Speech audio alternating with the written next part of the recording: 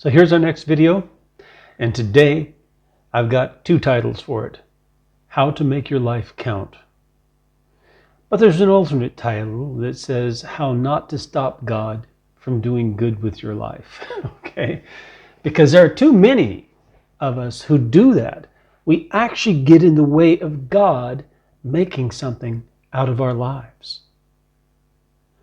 Take that very seriously, because this is a real problem that most people have. And they look at their life and they say, why am I not able to make anything better of my life? More important, more significant, more lasting meaning and purpose. We're going to learn about that today in Psalm 31 in the Septuagint, translated for the Rooted Word Bible into English.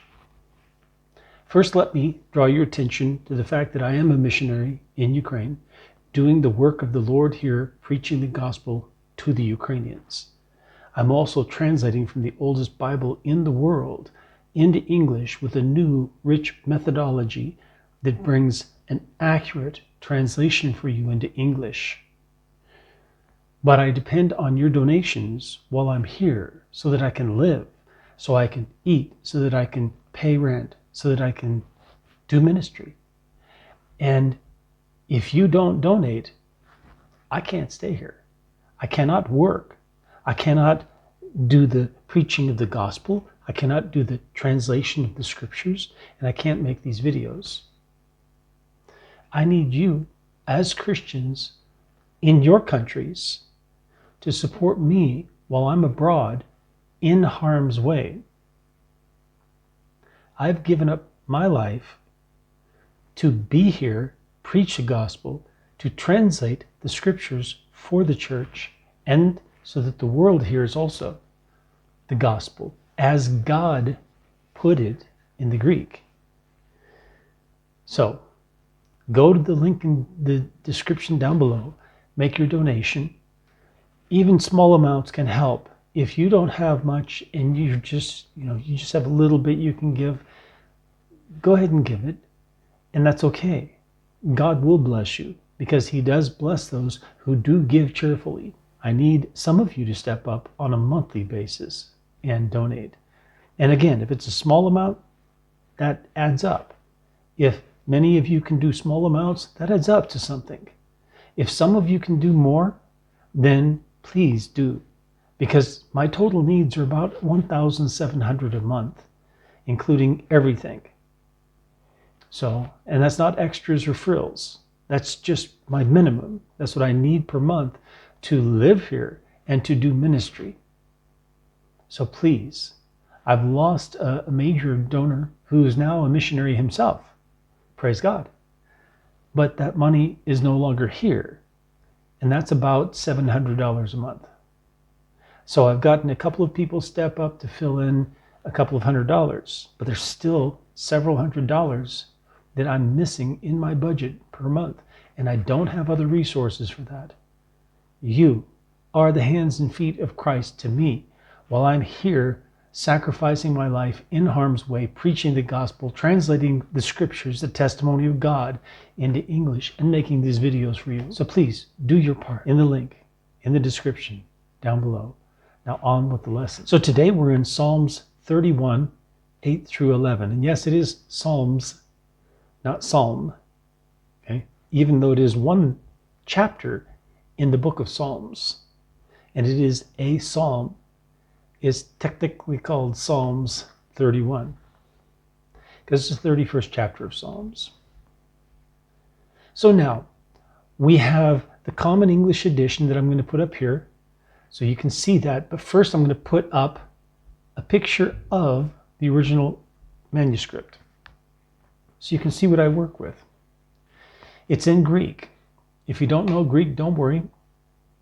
I'm just giving you a sneak peek preview of what it looks like. And it's actually a quite clean manuscript.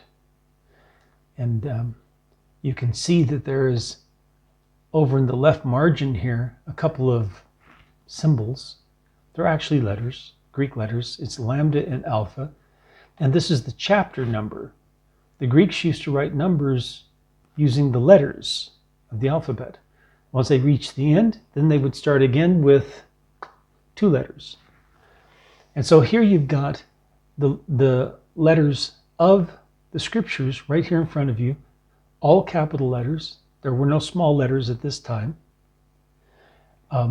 And you do see, though, here in this text, a lot of marks which appear in Greek. There are no spaces between words. That didn't exist yet. So you just have letters side by side for the entire chapter, the entire book. And there, you don't see any commas or periods, exclamation marks, question marks, none of that. It's not there. It doesn't exist. So every once in a while, in some of these texts, you'll find raised periods, which is a breathing mark. So it tells you when you're reading it aloud where to stop for a breath, like, and continue. And you'll notice as we look down here that some things look like they're faded. See, so you've got this here, it's faded. And here it's faded, and here it's faded. And even down here on the end of the word, at the very end of this first column, you see a couple letters that look like they've been erased. And then a letter up above it, like they've tried to insert a new letter in there, and that's true. And that's some of what I struggle with in this, to find out what's going on and to keep the original text. So these little ones like this are insertions by other scribes who are trying to correct it. And there's no need to correct it because that underlying text is correct in this case, in most cases. And you see a lot of these AIs that are like alpha, iota, changed into epsilon. That's actually changing the grammatical nature of that word. And so some think it's just a pronunciation change, that it was happening at the time. But when you look at the text, actually the original letters make a grammar that makes more sense and changes the substance of the verse. So whoever was trying to change this to the epsilon actually was changing the nature of that word in the sentence. All right, so you don't need to know how to do the Greek translation, but I just wanted to show you that this is actually quite complicated. And I have a digital text by a guy who supposedly transliterated this, but he supplemented it with text from other versions of the Septuagint that are in other manuscripts. This is the oldest one. And so when I am comparing his text to each letter in this, if it's different, I take this text and I run with this. I do not use Sweet's, his name's Sweet, his last name's Sweet. I don't use his text. I only use it as a starting point and compare letter for letter. So I'm in here looking at every single letter in the text before I even translate it. I'm verifying what the text is. I'm setting what is the limits of this text. What does it look like, the shape of it, right? By looking at every letter and comparing it to this guy's text, and just whatever is here, I'm writing down myself into my database. And I'm translating this, not Sweets, this. So you can be guaranteed that every single letter has been verified. Now, sometimes it's difficult to verify a letter because it's so mangled, like the manuscript is destroyed there, or the ink has been destroyed, or something's been written over and you can't tell what's what. Sometimes that happens, but it's not so often. All right, so let's get into the text here, because I'm sure you're curious to find out what God really said about how to make your life matter. So here's the rooted word, Common English Edition, I'll put it up here, of Psalms 31, 8 through 11. I will synchronize how things are placed for you, and I will synchronize how steps are stepped for you in this way, in which you yourself will traverse to pierce. I will stiffen the eyes upon you for me. You must stop causing yourselves to be as a horse and a mule from now on, in which are not existing a mental comprehension in a bridle, as to lower the spirit into a chasm for training, and in a muzzle that shuts the mouth by using their jawbone, and to pull those not squeezing up alongside towards you. Many are the sinner's things that chew up, but for the one anticipating upon the Lord, he will encircle with compassion. You are made glad upon the Lord, also you yourselves as well to be praising, O righteous ones, and you yourselves as well to be exalting, all you straight ones in the heart. Now you might, in general, look at this and say, well, that's pretty much the same. Well, it's not really. It sounds vaguely similar, but the details are extremely important in this case. We're going to get into some of those. So these attempts to correct the spelling of these words may seem like just spelling corrections or choices, but they're not. And that's the mistake that many scholars make. They think that it has to do with a collapsing of pronunciation from diphthong to a single vowel. But that's not the case. Because when you look at them as actual forms of the verb, and then you look at that in the context, you find out that's the situation. They're changing the meaning of that word in the sentence. It's not a spelling choice. So I'm going to pull up my New King James here, and I'm going to read to you, because this is not actually based on the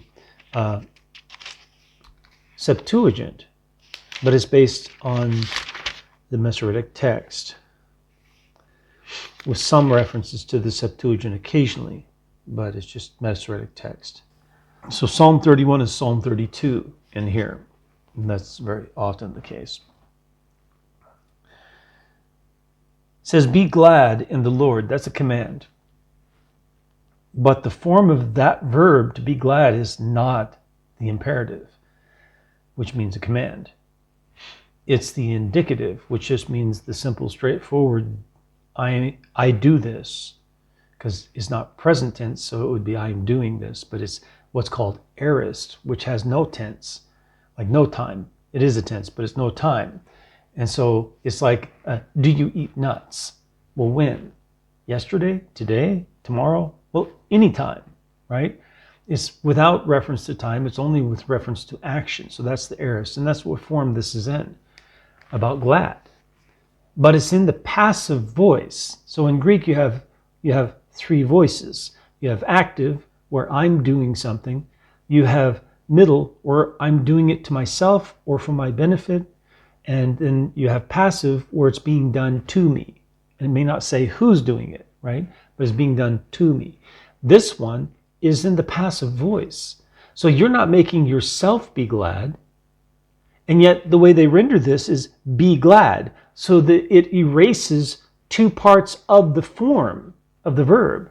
And it erases that it's just an indicative, just a straight verb, rather than how they render it like an imperative, a command. They're making it a command that is just a normal active voice. But this is a passive voice, an indicative. So it's you are made glad. It's just a straight verb to make someone glad. To make someone glad. But this is passive voice, so it's being done to you. You are made glad upon the Lord. So it's not a command, but all of them translate this a command, but it's not a command at all. Now, maybe in the Hebrew, right? Because they're translating from a text that is 1,200 years after the Septuagint, younger than the Septuagint. It's 900 years after Jesus died and raised from the dead. That's the Masoretic text. That's what they're translating it from for these versions. It's wrong. It's incorrect. So then when we look at the other two verbs in here, Because you are made glad upon the Lord. Also you yourselves to be praising, O righteous ones. Also you yourselves to be exalting. All right, so you got praising and exalting. When we look at those, pardon me, it's been rough. We've lost electricity every single day. And some days 2 times in the day or 3 times for some places in the city. And so it's been very difficult to work because it's not just for like an hour. It's like for 4 hours, 5 hours each time. And so for 8 or 10 hours without electricity during the productive time of the day. So it's been very rough.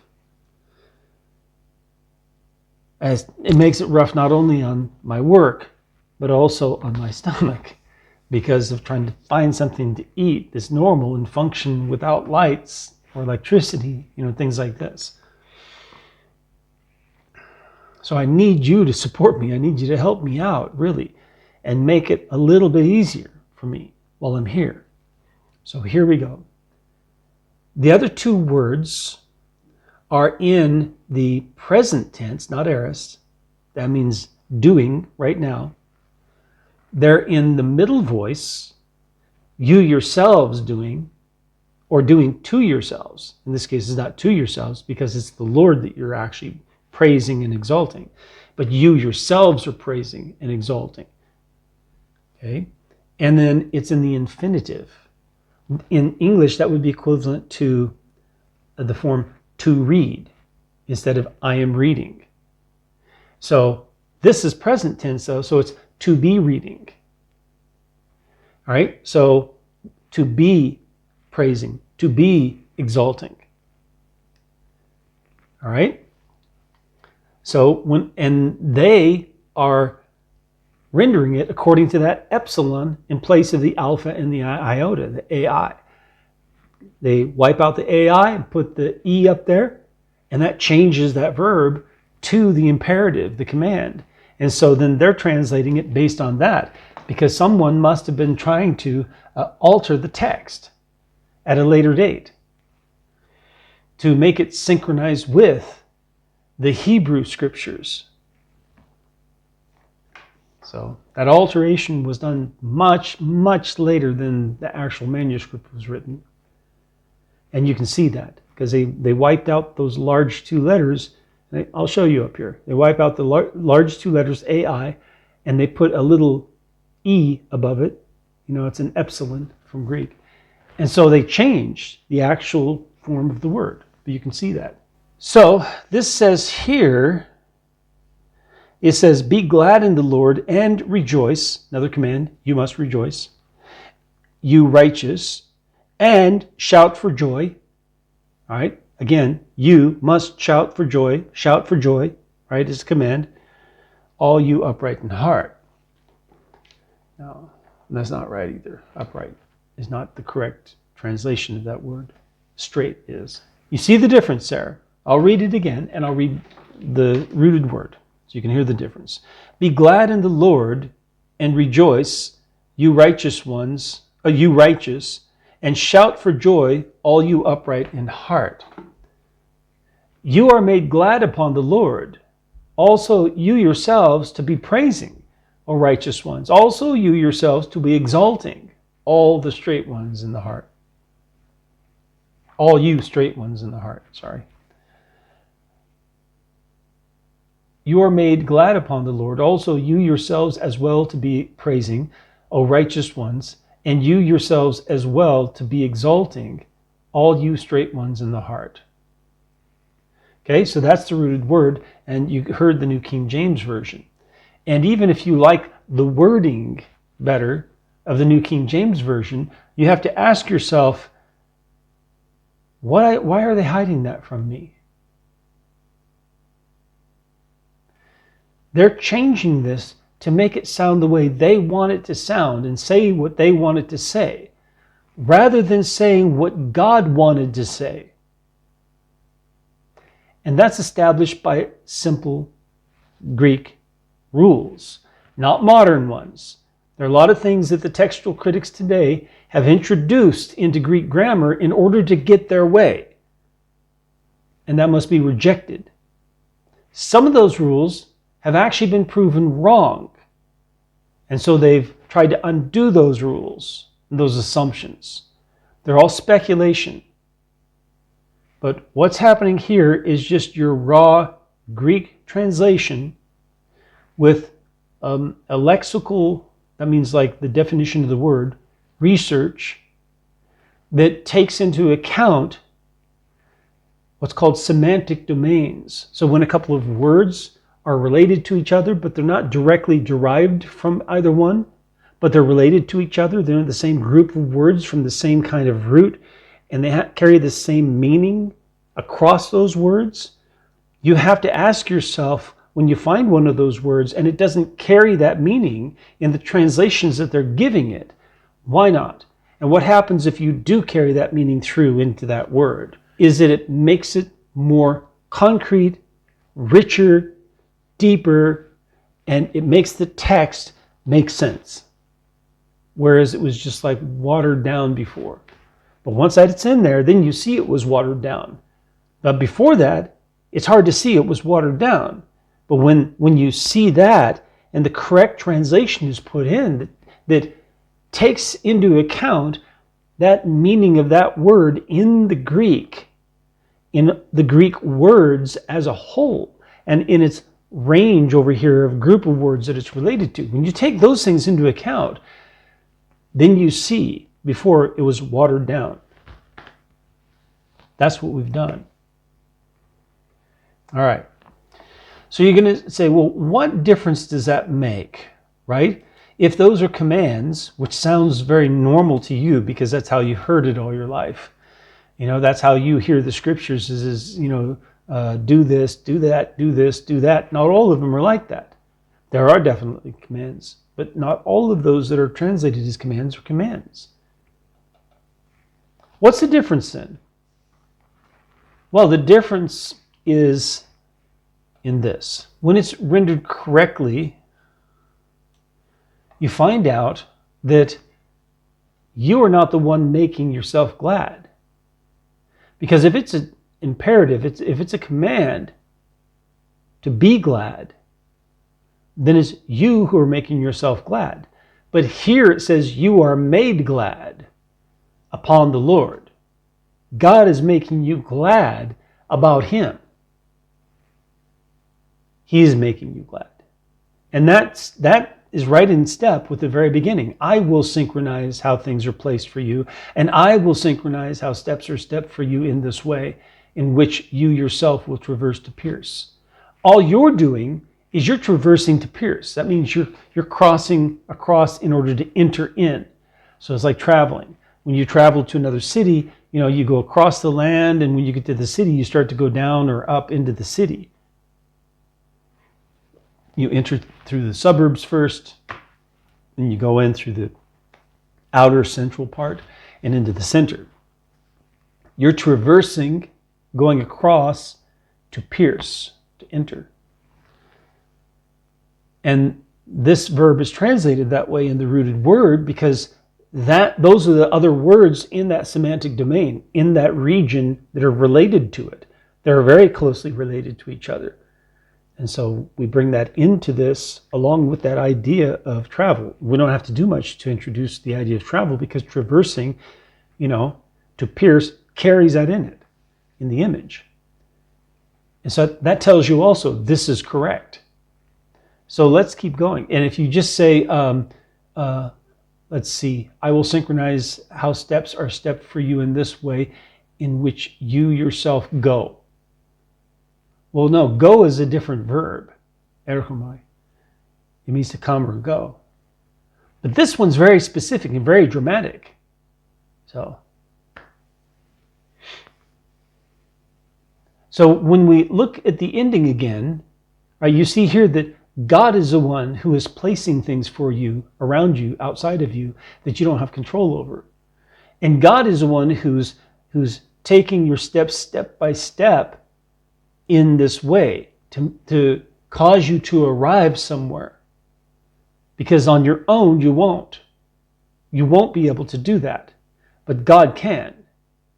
And so you decide, all right, God, you want me to go here? All right, I'm going to go ahead. I'm going to make my travel plans and go here, traverse to Pierce. But you have to step by step, because I don't know all the things that are happening in that local region where I'm crossing through at that day, at that time, at that second, with all the other people, with all their wills going on. You cannot fathom that. But God knows every one of them. So when we get down here, you are made glad upon the Lord. You're not being commanded to be glad. God is making you glad upon him by what came before in these verses.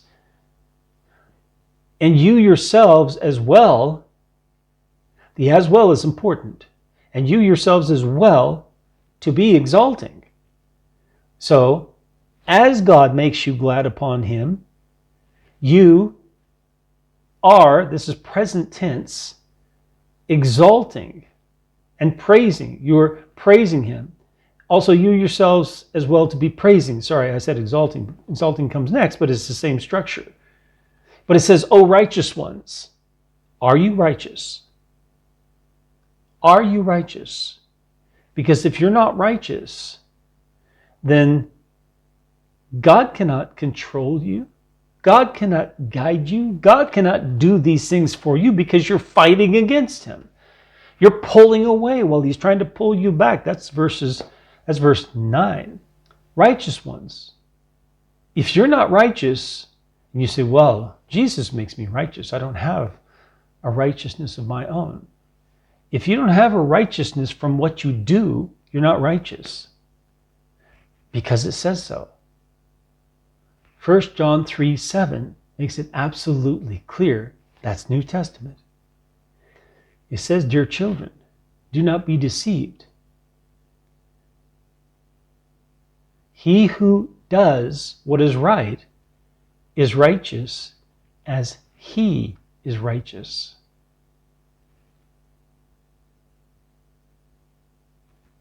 You say, how can that be?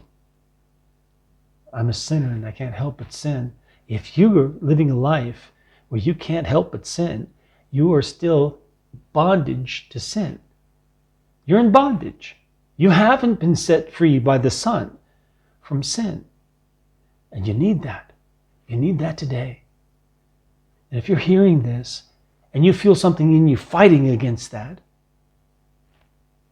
get humble. Write in the comments, pray for me. That's all you need to say. Pray for me. I will pray for you. And we will see God work in your life to free you from sin. O righteous ones, to be praising God. And you yourselves as well to be exalting, all you straight ones in the heart.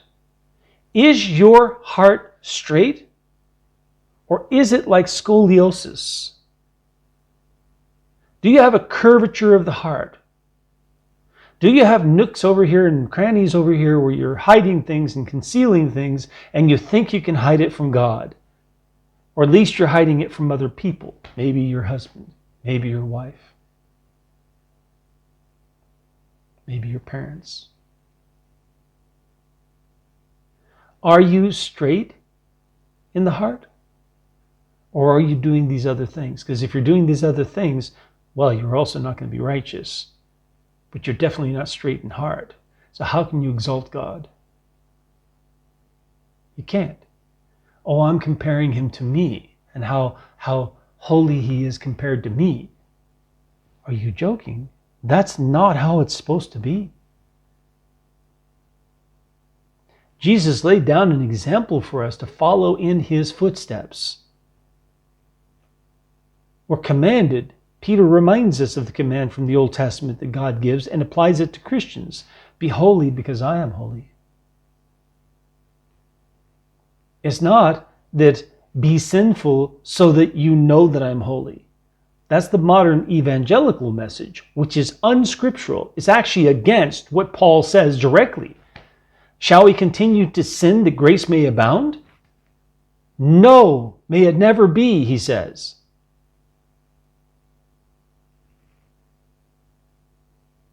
Back to this. So then it says, you must stop causing yourselves to be as a horse and a mule from now on. You must stop. You say, well, I don't see from now on in the other texts. Right. Because they did not carry through the spelling change that you see in the Codex B, which is not a change, it's the original spelling, that is not there in the later manuscripts and in the corrections and standardizations of the Greek in the Septuagint. It's there in the Codex B. And you can see it because it puts the epsilon with the iota, the EI together, not AI. EI instead of just I. And you see this even in Genesis, in the creation. And this indicates something that is changing right now for definite, that is not going to be changed the other way. So from now on is how that's translated.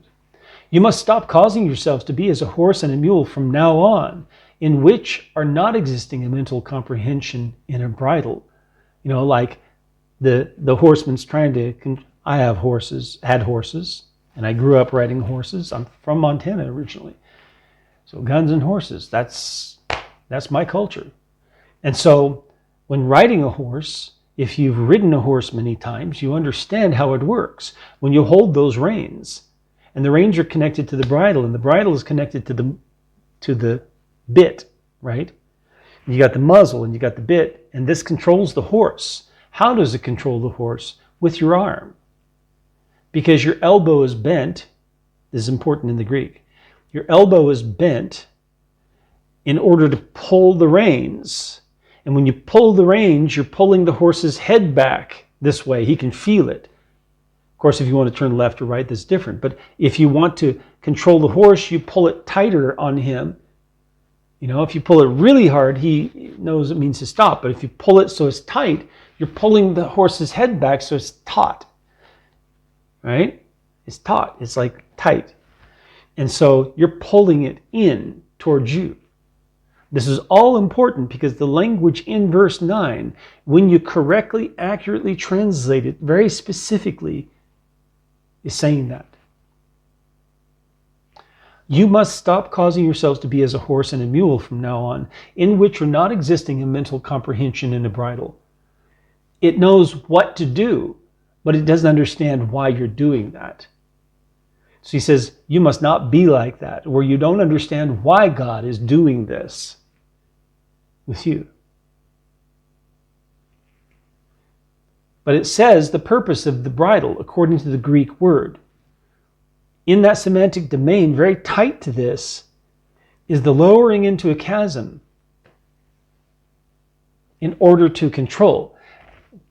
Okay, so as to lower the spirit into a chasm for training.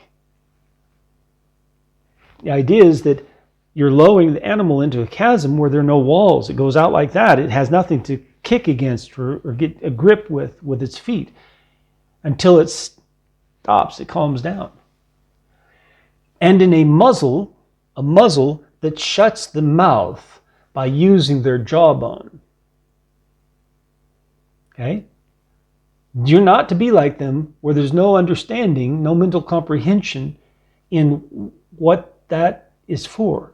This muzzle and the bit and the controlling using their jaws. They don't understand why you're doing that. They just know what they're supposed to do when you do that.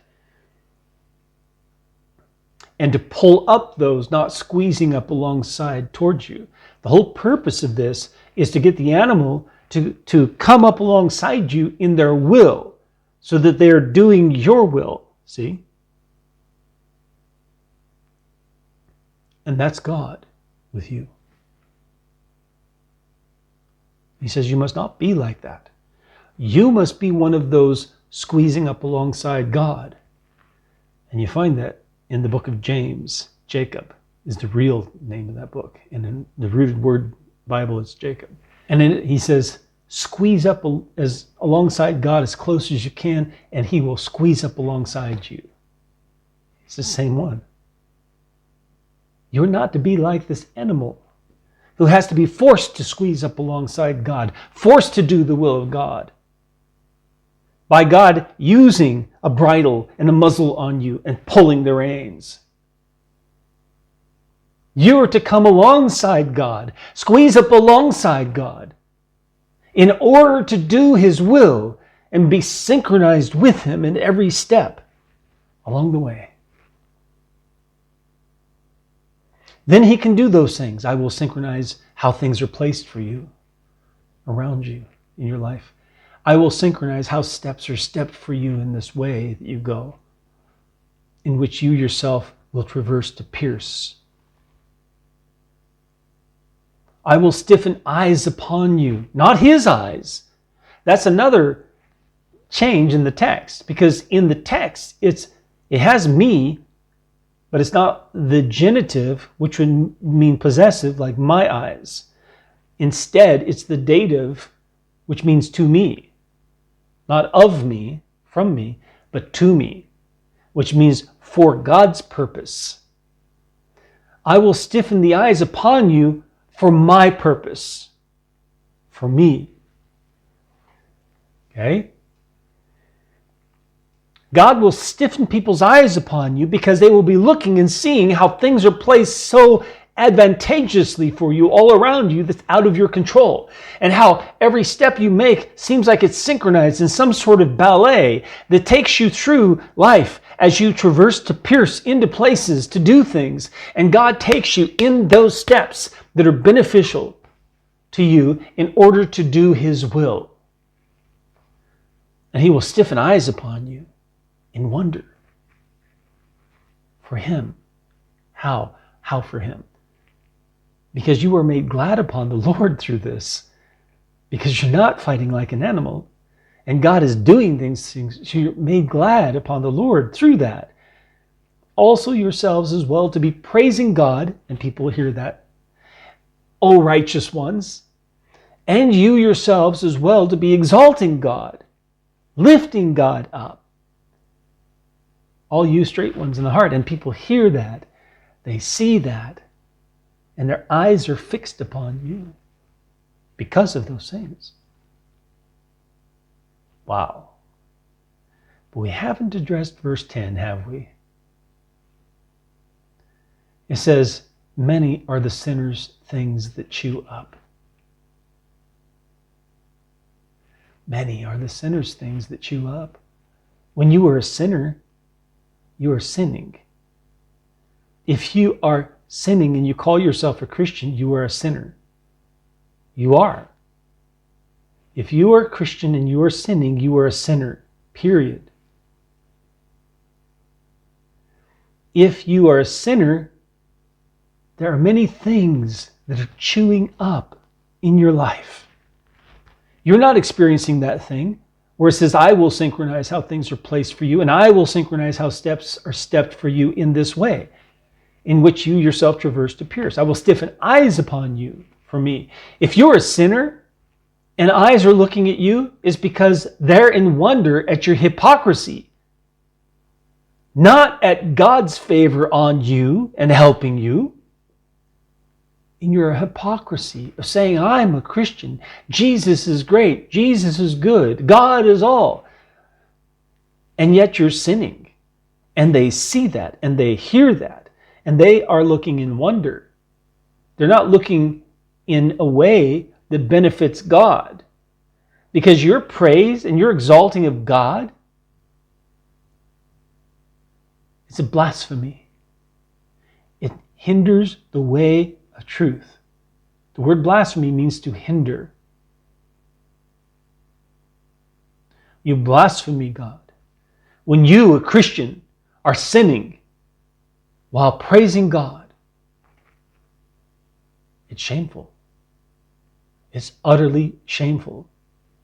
It says, many are the sinner's things that chew up, but for the one anticipating upon the Lord, He will encircle with compassion. You're struggling. You're having so much trouble. Well, the Ukrainians are having more trouble than you, for most of you. But if you are not a sinner and you are anticipating upon the Lord, He will encircle you with compassion. He will bring compassion to you.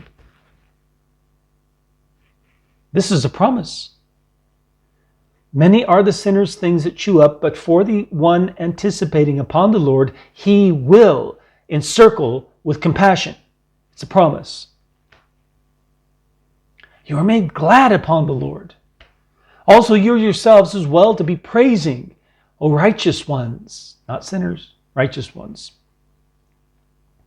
And you yourselves as well to be exalting, all you straight ones in heart. If you're a sinner, you're not a straight one in heart. If you keep falling back into sin, the problem is the heart. Your heart is not straight. And it is not pure. It is not clean. It has not been purged. That word pure literally means to be purged. Your heart has not been purged. You must purge it of that lust that keeps causing you to fall to temptation